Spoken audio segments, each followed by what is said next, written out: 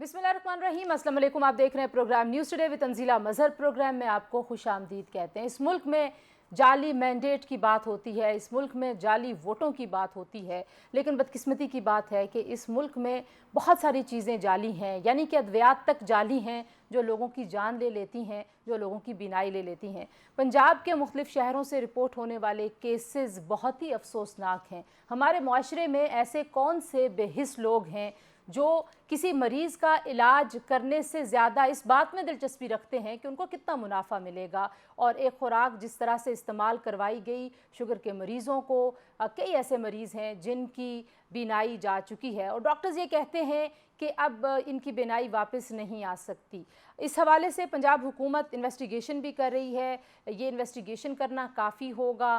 पाकिस्तान में इससे पहले भी हमने देखा कि बहुत सारी अद्वियात का जो मामला है, हमेशा इस तरह की इरेगुलेटरीज नज़र आती हैं और ये जो बेकायदगियाँ हैं, इसकी ज़िम्मेदारी किसको लेनी चाहिए? रेगुलेटर्स, अथॉरिटीज़ क्या करती हैं? जब किसी मासूम की बीनाई चली गई, उसके बाद अगर हुकूमत वावेला भी करे, हुकूमत इजलास भी बुलाए, हुकूमत ब्रीफिंग भी करे, क्या उसकी जो बीनाई है वो वापस आ सकती है? इन ब्रीफिंग से बिल्कुल नहीं आ सकती।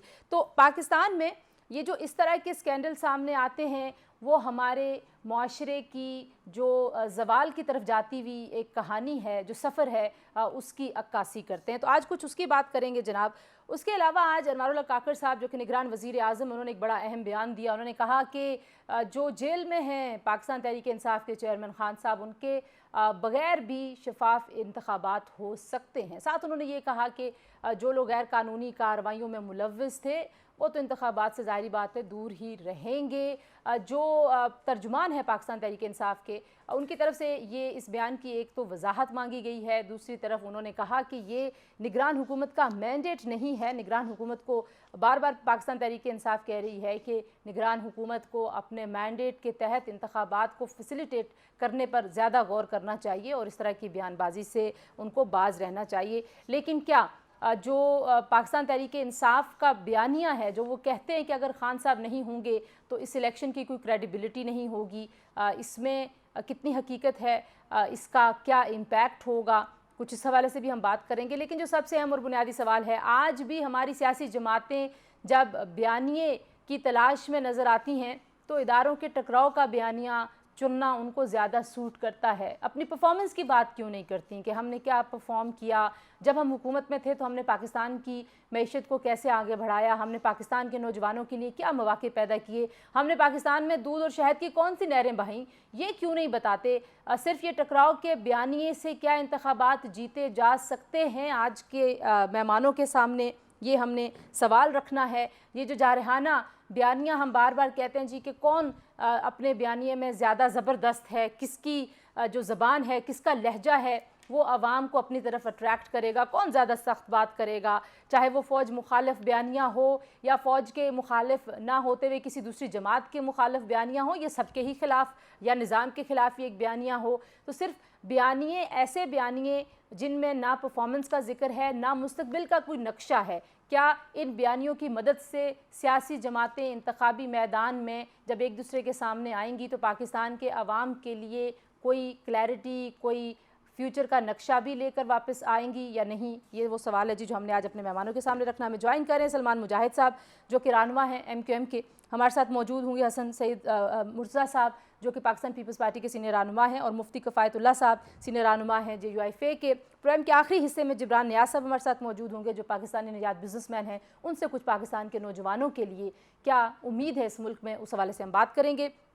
सलमान साहब, गुफ्तगू का आगाज़ मैं आपसे करना चाहूँगी। आपकी जमात ने हमेशा ये दावा किया कि हम एक मिडिल क्लास से ताल्लुक़ रखने वाले अफराद पर मबनी जमात हैं, और आज भी अगर देखा जाए तो ज़ाहिर है, सिर्फ मैं सिंध की सियासत की बात नहीं करूँगी, पूरे मुल्क में जो सियासत है उसमें जो कमी नज़र आती है वो ये है कि कोई प्रोग्राम नहीं है सियासी जमातों के पास।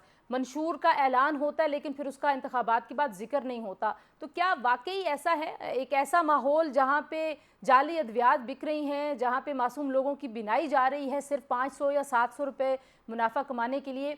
ऐसे मुल्क में अगर सियासी जमातें सिर्फ मुखालफत के बयानिए पे, टकराव के बयानिए पे जाके इंतखाबात में बैठेंगी तो क्या बनेगा इस मुल्क का? आउज़ुबिल्लाहिमिनश्शैतानिर्रजीम बिस्मिल्लाहिर्रहमानिर्रहीम। बहुत शुक्रिया तंजीला साहिबा, आपको और आपके व्यूवर्स को अस्सलाम वालेकुम।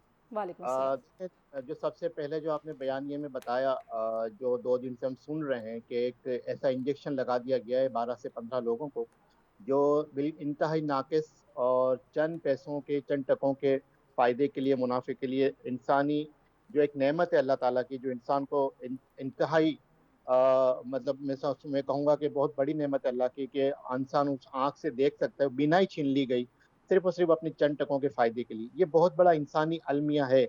और इस मुल्क पाकिस्तान में, अब अगर मैं ये कहूँ तो ये शायद गलत ना होगा, कि ये मुल्क पाकिस्तान सिर्फ़ और सिर्फ़ मफ़ाद परस्तों का, अपॉर्चुनिस्ट का और खुद गर्ज़ों का और माफियाज का मुल्क बन चुका है।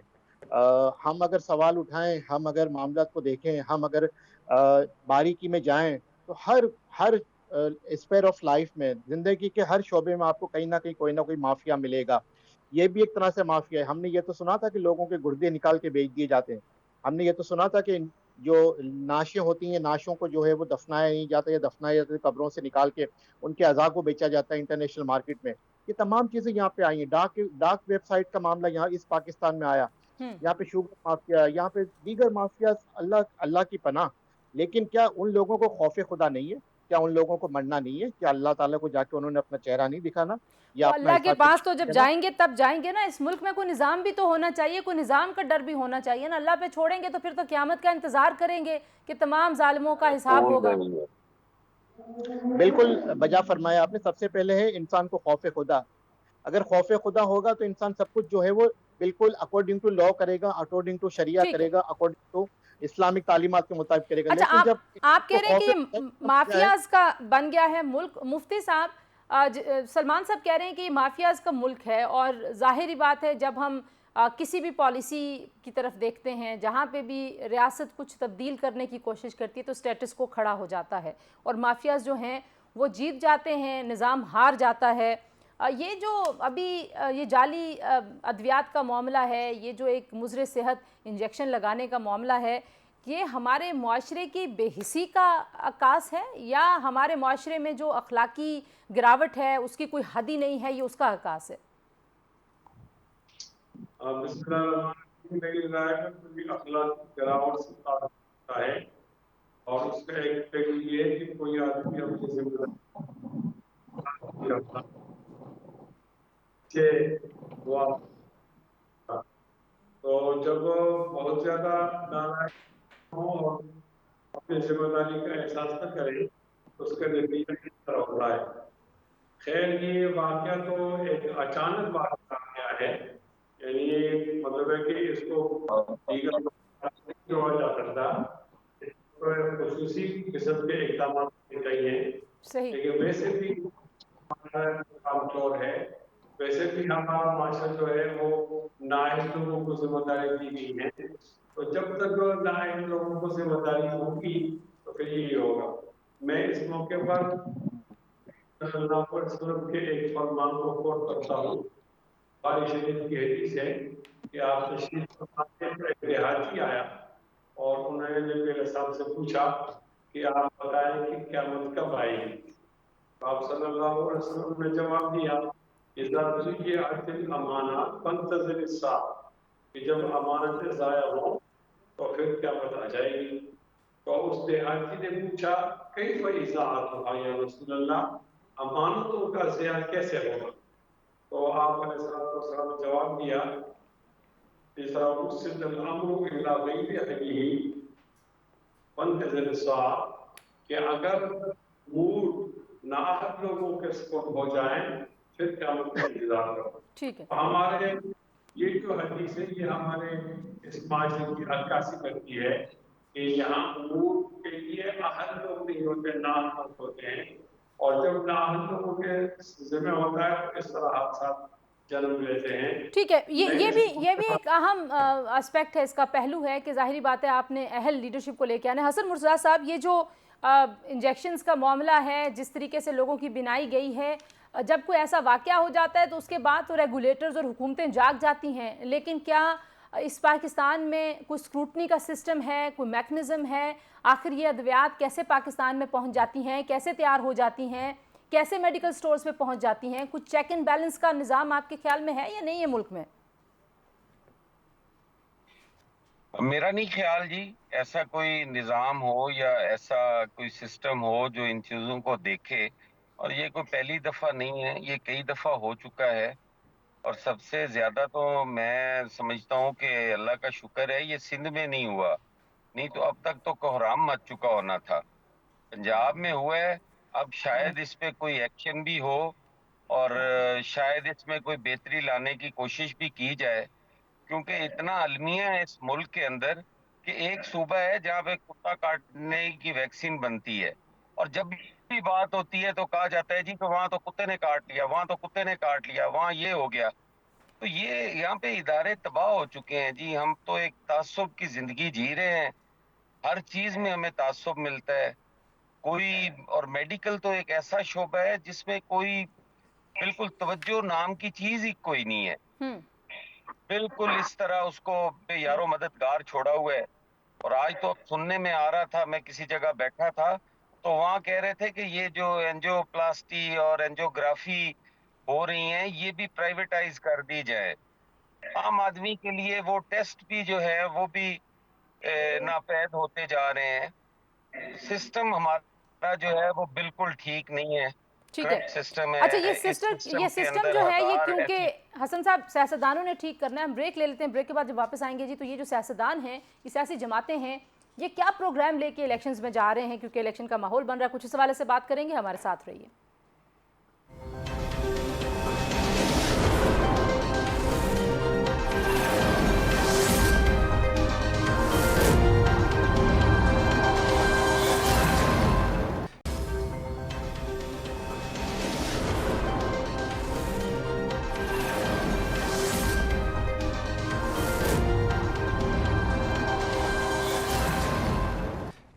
जी, प्रोग्राम में एक बार फिर आपको खुशामदीद कहते हैं और बात हम कर रहे हैं पाकिस्तान में अखलाकी ज़वाल की, अखलाकी गिरावट की, लेकिन साथ ही साथ जो निज़ाम है वो क्यों मफलूज है। और ये निज़ाम ज़ाहिरी बात है यहाँ पे जो हुकूमतें रही हैं मुख्तलिफ़ जमातों की, उन्होंने इसको मजबूत करना था। और जब सियासी जमातें बैठ के ये कहती हैं कि निज़ाम ही नहीं है, निज़ाम काम नहीं करता, तो फिर आम आदमी कहाँ जाए।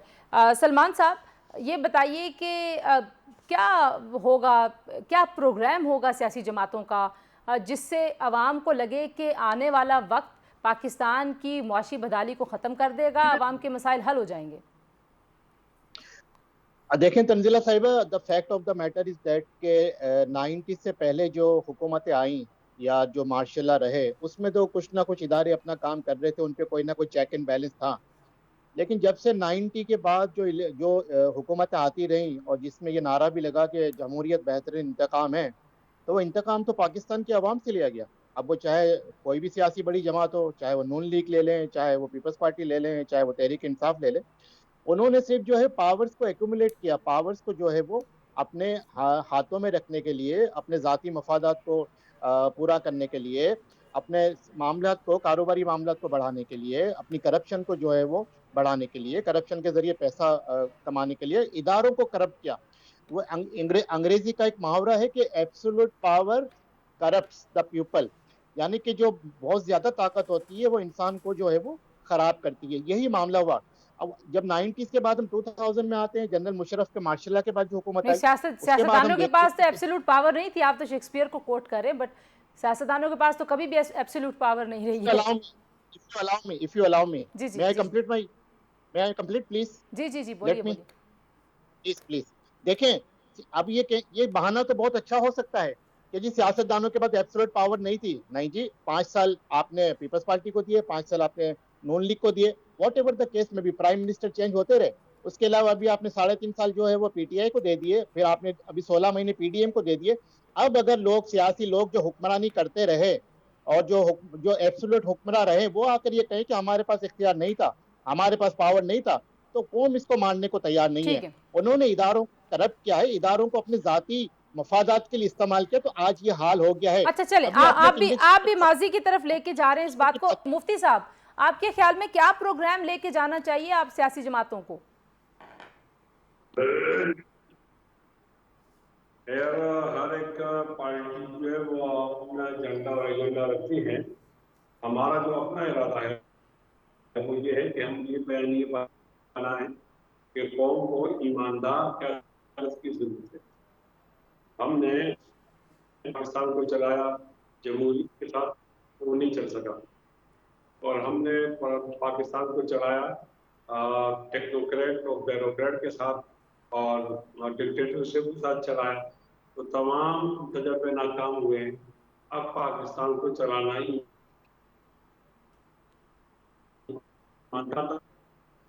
जाएगा तो सदन आपके रीजन भी जाते, माशी कुरान भी खत्म हो जाएगा, और आपके अफगानी सफ़ों के अंदर बाइज़्ज़त बावक़ार कौम बन जाएंगे। तो हमारा तो ये बयानिया है कि कौम को चाहिए कि वो ईमानदार क़यादत फराहम करें और ईमानदार क़यादत पर एतमाद करें। हम इस बयानी से जाएंगे तो हम पहले से बेहतर कारगुजारी के साथ इंशाअल्लाह ईवानों में रहेंगे। अच्छा, ये तो इस पे बड़ी लंबी बहस में कर सकती हूँ, लेकिन अभी मैं उस बहस में जाऊंगी नहीं कि ज़ाहिर है हमने भी माजी में देखा था एक ईमानदार लीडर की बात हो रही थी, और अहलियत भी तो बहुत मैटर करती है। बहरहाल इस बहस को हम अगली नशिस्त के लिए मौखर करते हैं। हसन साहब, क्या उम्मीद लेकर सियासी जमातें जा रही हैं इंतखाबी अमल में? क्या प्रोग्राम है लोगों के लिए आपके पास? देखें, अभी तंजीला जैसे बात हो रही थी यहाँ पे कि सियासी जमातों का और उनको जो इख्तियारात ना मिलने का, मैं समझता हूँ कि ये जवाब भी मुनासिब नहीं है। अवाम बेचारी तो वोट देती है ना। अब अवाम का काम सियासतदानों को ताकतवर करना तो नहीं है, वो तो सियासतदानों ने अपने किरदार से और अपने काम की वजह से मजबूत भी होना है और अपनी ताकत भी लेनी है। बदकिस्मती ये रही है कि हमारे इस जमहूरियत का जो तसलसल था, इसमें वक्तन फवक्तन जो रुकावटें हायल होती रही और जो सिलेक्टेड आते रहे, उन्होंने इसके हालात को और इख्तियारात को हमेशा कम किया। उसकी वजह से सियासतदानों ने वो स्पेस जो एक जद्दोजहद के बाद मिलती थी, पॉलिटिशियंस और सियासी जमातें ऑक्यूपाई करती थी, वो एक ही झटके में वापस चली जाया करती थी।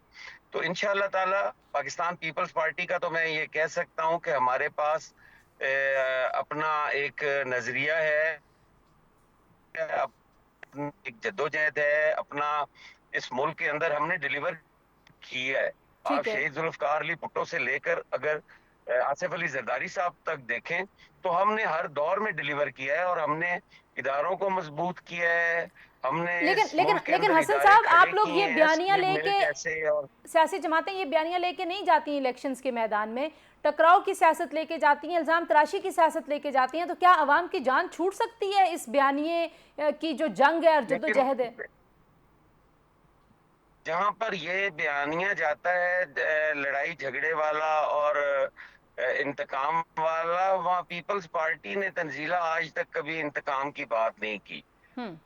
हमारे साथ ज्यादतियां जरूर हुई हैं, हमारी करैक्टर असैसिनेशन हुई है, हमें सड़कों पे असैसिनेट किया गया है, हमें फांसियों पे चढ़ाया गया है, लेकिन हमने हमेशा पाकिस्तान की सलामती के लिए और यकजहती के लिए काम किया है।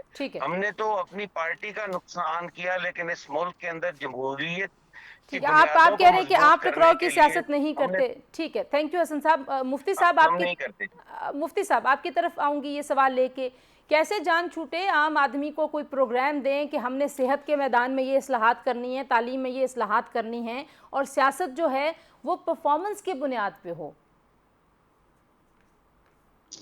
अब देखें, आवाम तो मेरे ख्याल में बहुत ज़्यादा होशियार है, वो तमाम जमातों को जानती है आवाम, और उसके मुताबिक वो अपना फैसला करती है। तो इस दफा भी ऐसा होगा कि हर एक अपने एजेंडे के साथ जाएगी, तो जाहिर है उनके पास कापी में लिखा हुआ होता है किताब में कि ये हमारा सेहत का प्रोग्राम है, और ये हमारा तालीम का प्रोग्राम है, और ये ज़राअत का है, और ये मईशत का है। ये हर एक सियासी जमात अपना प्रोग्राम बताती है। सही। लेकिन मैं ये कहता हूँ उसमें तो कोई दो राय नहीं है, यानी कोई जमात ये नहीं कहती कि आप पूरी कारगुजारी के साथ जाएंगे, वो तो अच्छी कारगुजारी बताती है, लेकिन आवाम ने किसके तर्ज सियासत को पसंद किया है और किसको पसंद नहीं किया, ये इलेक्शन में फैसला होगा। और ठीक आवाम के है, फैसले को माने। सलमान साहब ब्रीफली एक कमेंट आपसे और हसन साहब और मुफ्ती साहब से मुझे चाहिए। पाकिस्तान तहरीक इंसाफ ये कहती है कि पाकिस्तान तहरीक इंसाफ के चेयरमैन के बगैर इलेक्शंस की कोई क्रेडिबिलिटी नहीं होगी, आपको भी लगता है ऐसे ही होगा? देखें, as far as chairman of the PTI is concern, उनके ऊपर तो जो मुकदमा आते हैं, जो मामला हैं, मुझे तो नहीं लगता कि शायद वो आइंदा इलेक्शन में हिस्सा ले सकें। और उन्हें जो कन्विक्शन हुआ था 3 साल का, उसमें वो नाहिल हो चुके हैं 5 साल के लिए। गो के उनकी अपील अभी मंजूर नहीं हुई, लेकिन उन्हें बेल मिल गई है, लेकिन उनकी जो 5 साल की नाहिली वो बरकरार है। हाँ, as a political party PTI को जरूर मैं समझता हूँ, एज ए पॉलिटिकल वर्कर उसको इलेक्शन प्रोसेस में आना ठीक है चाहिए, हसन साहब, उसको ये क्विकली, मौका वक्त मेरे मिलना पास चाहिए। कम है। हसन साहब, आपके ख्याल में क्रेडिबिलिटी होगी इंतखाबात की या नहीं होगी अगर पीटीआई के चेयरमैन नहीं होते या पीटीआई एज अ पार्टी नहीं होती? देखिए, मैं समझता हूँ कि जो 9 मई के अंदर लोग मुलव्विस हैं, वो चाहे इमरान खान साहब हैं, वो बिल्कुल उनको ट्रायल होना चाहिए और उनके साथ भी मावरा अदालत नहीं होना चाहिए, आइन और कानून के मुताबिक उनके साथ होना चाहिए। बाकी किसी भी जमात को जो है, वो चाहे तहरीक इंसाफ हो, उसको इलेक्शन से दूर नहीं रखना चाहिए। उसके बाद ठीक है इलेक्शन की शफाफियत रखेंगी। ठीक है, मुफ्ती साहब, आपको क्या लगता है इलेक्शंस की शफाफियत पर सवाल उठेंगे अगर खान साहब या उनकी जमात नहीं होगी इलेक्शंस के मैदान में? हमारी उमूमी राय तो यही है कि किसी सियासतदान को चेयरमैन नहीं होना चाहिए और उसके और आवाम के दरमियान कोई फासला नहीं होना चाहिए। हम अपने इस उमूमी राय पे खड़े हैं, लेकिन जाहिर है कि 9 मई का वाक़या तो हुआ है, इसको अपने किरदार तक पहुंचना तो है। अगर अदालत के जरिए से उनको कोई सजा मिलती है तो वो फिर अदालत का काम है। बिल्कुल लेकिन ठीक है। बहरहाल तो बतौर सियासतदान आवाम में रहना चाहिए और उसको अपने आईनी हुकूक ठीक मिलने है जी। चाहिए और वो खुले आम जाकर लोगों से बहुत शुक्रिया मुफ्ती किफ़ायतुल्लाह साहब, सलमान मुजाहिद साहब और सैयद हसन मुर्तज़ा साहब, आपने तीनों की गुफ्तगू सुनी है। यहाँ पर एक ब्रेक लेंगे, ब्रेक के बाद वापस आएंगे। तो इस मुल्क की सबसे बड़ी आबादी नौजवानों की है। वो नौजवान इस मुल्क में क्या मौक़े तलाश कर रहे हैं, ये रियासत उनके लिए वो मौक़े पैदा कर सकती है या नहीं, कुछ इस हवाले से बात करेंगे। Stay tuned.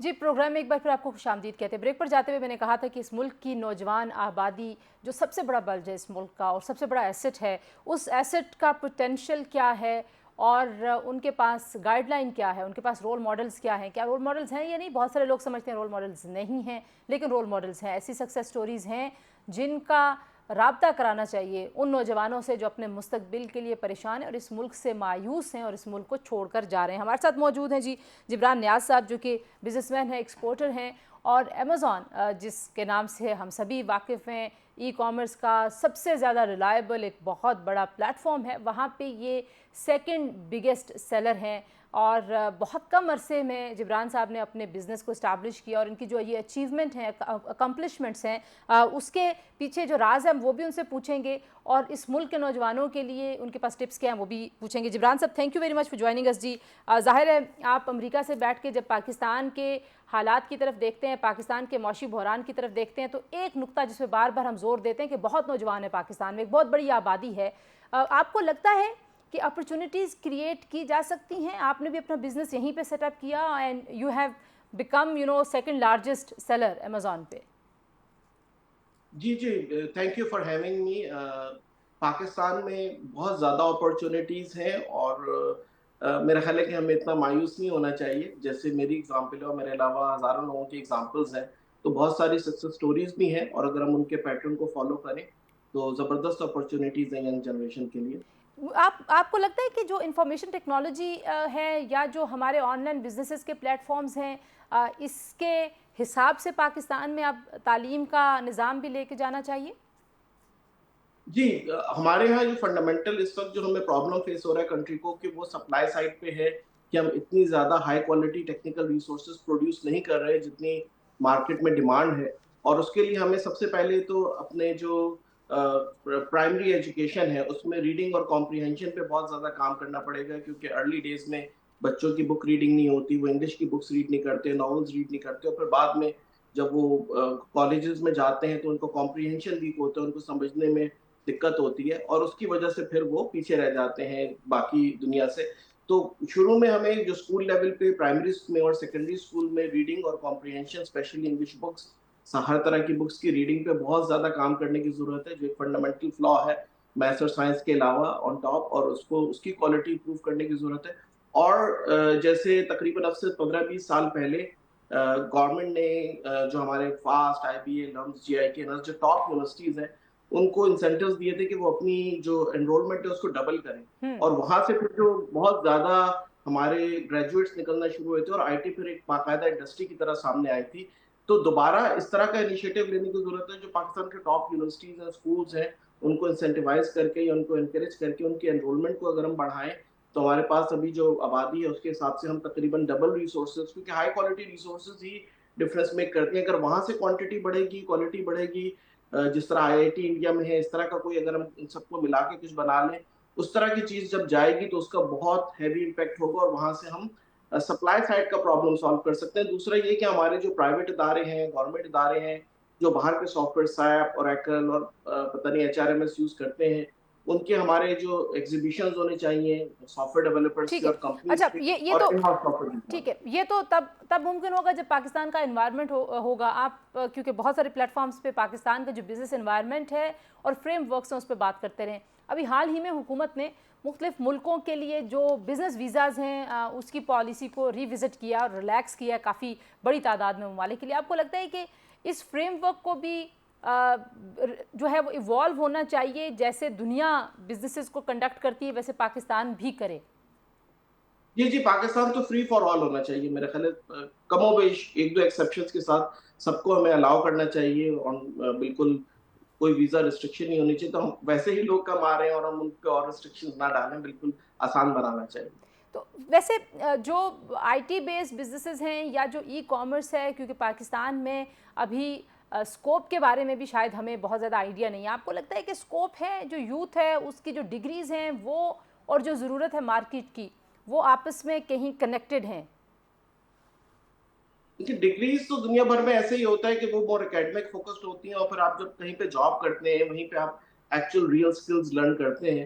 تو ایز لانگ ایز کہ ہمارے یہاں ایسی کمپنیز ہوں جو گرو کریں، خاص طور پہ جو ہماری پاکستان کی ٹاپ 20، 50 یا 100 آئی ٹی کمپنیز ہیں، ان کے مسائل حل کیے جائیں، ان سے بات کی جائے. اگر وہ گرو کریں گی اور وہ لوگوں کو ٹرین بھی کر سکتی ہیں، میرا خیال ہے کہ جو اچھی کالجز ریسورسز پروڈیوس کر رہے ہیں ان کو بالکل وہ امپلائبل ہیں اور وہ انٹرنیشنل اسٹینڈرڈ سے کمپیٹ بھی کر سکتے ہیں. ایسے ہی ریسورسز کی کوانٹٹی بھی بڑھانے کی ضرورت ہے، اور جو ہمارے جو آئی ٹی سیکٹر ہے اس کو سپورٹ کرنے کی بھی ضرورت ہے. اچھا، آپ نے خیر آن لائن جاب ٹریننگ کی بات کی ہے، لیکن میں آن لائن جاب ٹریننگ سے پہلے آپ سے پوچھوں گی کہ پاکستان میں مینٹورنگ کا کوئی کانسیپٹ ہے؟ جب آپ سٹارٹ کر رہے تھے ڈڈ سمبڈی ریلی گائیڈ یو؟ کیونکہ پاکستان میں جو سب سے بڑا مسئلہ ہے لوگوں کو پتہ نہیں ہے، وہ کوئی 30 سال کے ہو جاتے ہیں، 32 سال کے، پھر وہ فیصلہ کر رہے ہوتے ہیں کہ انہوں نے کون سے شعبے میں جانا ہے، اور اپنا بزنس شروع کرنا ظاہر ہے بہت رسکی لوگوں کو لگتا ہے. آپ سمجھتے ہیں کہ نوجوانوں کو اس حوالے سے فیسیلیٹیٹ کرنا چاہیے، صرف لونز دینا کافی نہیں ہے، کیونکہ لونز تو حکومت دے رہی ہے؟ نہیں، وہ پھر جو ہمارے جو مینٹرشپ کا پرابلم ہے وہ یہ ہے کہ ظاہر ہے کہ دنیا بھر میں بھی کوئی ایسا مینٹرشپ کا میکینزم نہیں ہوتا. موسٹلی کالجز میں گائیڈنس کونسل ہوتے ہیں، اسکول میں گائیڈنس کونسل ہوتے ہیں، یونیورسٹیز میں، کالج پہ. ایون ہمارے یہاں پاکستان میں آپ دیکھیں کہ پرائمری اور سیکنڈری اسکول میں گائیڈنس کونسل کا کوئی کانسیپٹ نہیں ہے. تو دنیا بھر میں گائیڈنس کونسل ہوتے ہیں، وہ پرائمری اسکول سے ہوتے ہیں، پھر سیکنڈری میں ہوتے ہیں، پھر انٹرمیڈیٹ میں ہوتے ہیں. تو وہ ایک مینٹرشپ ایک بالکل ایک آپ کی اسکولنگ سسٹم سے چلتی ہے. جب ایک دفعہ پروفیشنل کیریئر میں آ جاتے ہیں تو وہ ایکسپیکٹ کرتے ہیں کہ شاید آپ کو اتنی مینٹرشپ کی ضرورت نہیں ہے، اور ہمیں کیونکہ شروع سے ہی کسی نے گائیڈ نہیں کیا ہوتا. تو میرا خیال ہے یہ جو مینٹرشپ کا کانسیپٹ ہے اس کو پرائمری، سیکنڈری، انٹرمیڈیٹ اور کالج لیول پہ اس پہ اور کام کریں، اور اس کے بعد بھی چیزیں موجود ہوتی ہیں. اگر ہم ریسورسز بہتر پروڈیوس کریں تو شاید ہمیں ان پہ اتنی مینٹرشپ کی محنت بھی نہ کرنی پڑے. جو لاسٹ سوال میں آپ سے کرنا چاہتی ہوں وہ کوالٹی اور سٹینڈرڈ کو مینٹین کرنا اور اپنا لوہا منوانا. جیسے آپ نے ज़ाहिर है एक इतने बड़े प्लेटफॉर्म पे बहुत सारे लोग अपनी प्रोडक्ट्स लेके आते हैं और आप इतने बड़े सेलर बने हैं, तो क्या टिप है आपके पास? क्योंकि पाकिस्तान में आपको पता है, आज हम अभी आपसे पहले मैं जो बात करी थी वो जाली अद्वियात की बात करी थी। So we are very unfortunate कि हमारे यहाँ ऑनेस्टी के बड़े प्रॉब्लम्स हैं। जी, करप्शन, बिजनेस एथिक्स और वर्क एथिक्स के हमारे यहाँ सीरियस इश्यूज हैं, लेकिन एट द सेम टाइम हमारे यहाँ बहुत ज़्यादा हार्ड वर्किंग लोग भी हैं। जैसे हमारी कंपनी की मिसाल है कि हम अमेज़न पे दूसरी बड़ी कंपनी है और एक बहुत बड़ी हमारी रेवेन्यू है, लेकिन हमारी पूरी टीम पाकिस्तान से ऑपरेट करती है। यंग एनर्जेटिक लोग हैं, पाकिस्तान के अच्छे स्कूल्स के ग्रेजुएट्स, और वही इस पूरी कंपनी को रन करते हैं। तो पाकिस्तान में ऐसी भी एग्जांपल्स मौजूद हैं कि अगर आप उनको अच्छी सैलरीज दें, अच्छा एनवायरनमेंट दें, अच्छी ट्रेनिंग करें, तो वो भी परफॉर्म कर सकते हैं। तो दोनों साइड के एग्जांपल्स हैं। अगर लोगों पे काम किया जाए, यंग जनरेशन पे काम किया जाए, तो डेफिनेटली हम उनसे ये प्रॉब्लम्स को हम हैंडल कर सकते हैं। Thank you so much Jibran sahib, हम आपको दोबारा भी जहमत देते रहेंगे, और सक्सेस स्टोरीज़ बड़ी ज़रूरी हैं पाकिस्तान के नौजवानों को उम्मीद देने के लिए, और अपना बिज़नेस आप कैसे इस्टेब्लिश कर सकते हैं। वैसे बहुत सारी सक्सेस स्टोरीज़ हैं जिब्रान साहब जैसी, जिनको फॉलो करना चाहिए, क्लोजली देखना चाहिए कि कैसे उन्होंने अपने बिजनेसेस इस्टेब्लिश किए हैं। आज के लिए इतना ही। Will see you next Friday इंशाल्लाह। अपना ख्याल रखिए। अल्लाह हाफिज़।